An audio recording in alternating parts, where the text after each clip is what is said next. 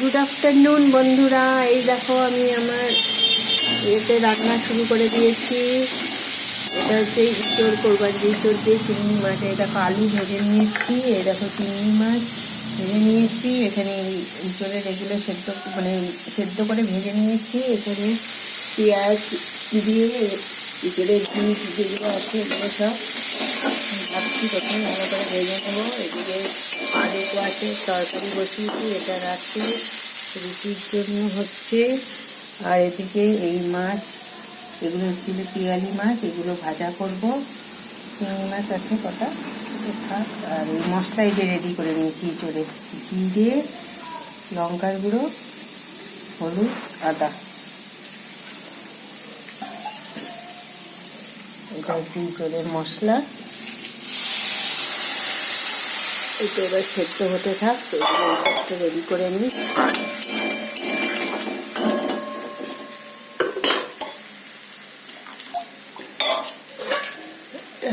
দিলাম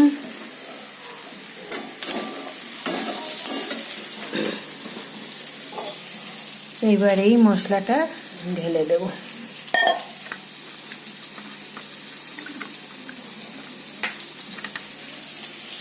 এই দেখো ঢেলে দিলাম।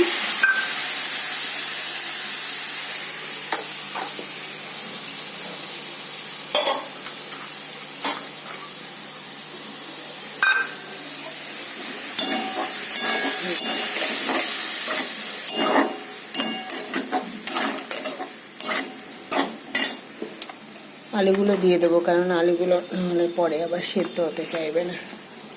আলুটা দিয়ে কষা, আলু আর এই চিংড়ি মাছগুলো দিয়ে দিই, তাহলে টেস্ট হবে। চিংড়ি মাছটা ভালো করে মশলাটা কষাবো। আর একটু জিরে লাগবে, অনেকটাই চর, সেই জন্য জিরে লাগবে একটু, অনেকটা।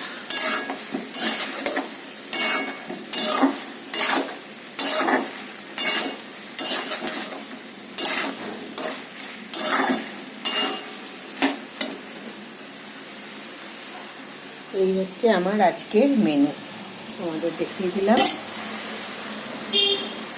সবাই ভালো থেকো, বাই।